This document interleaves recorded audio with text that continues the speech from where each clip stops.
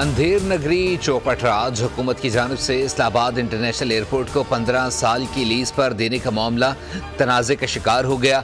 पाकिस्तानी और बैनुल-अक़वामी हवाई अड्डे के ऑपरेटर्स और सरमायाकारों पर मुश्तमिल कंसोर्शियम की बोली दहिंदा को 5 मिनट तक गेट पर रोका गया। अब ताख़ीर का बहाना बनाकर तुर्की की कंपनी को नवाजने की कोशिश की जा रही है। कंसोर्शियम की बोली दहिंदा ने हुकूमती इक़दाम अदालत में चैलेंज करने का फैसला कर लिया।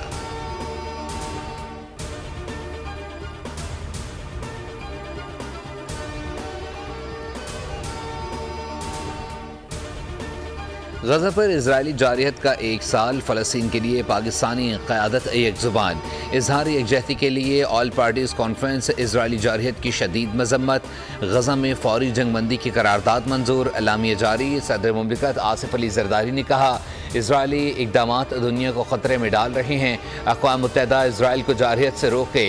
वज़ीर आज़म शहबाज शरीफ का कहना था, वक्त आ गया है कि खून रेज़ी को बंद कराने के लिए कोशिशें की जाएँ। APC में मुख्तलिफ सियासी और मजहबी जमातों की शिरकत, तहरीक इंसाफ अहम तरीन कॉन्फ्रेंस में शरीक नहीं हुई।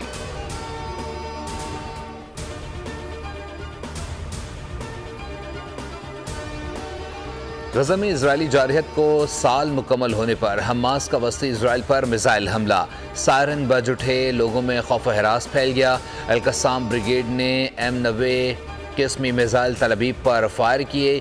इजराइल ने हमास के हमलों की तस्दीक की, ताहम नुकसानात की तफसीलात जारी नहीं की। इजरायली फ़ौज की गज़ा में जारहियत, मज़ीद 72 फ़लस्तीनी शहीद, मुतअद्दिद ज़ख्मी हो गए। शहादतों की मजमूई तादाद 42,000 के करीब पहुँच गई। 97,000 से ज़ायद ज़ख्मी, मुतासरीन में ज़्यादातर बच्चे और ख़वातीन शामिल।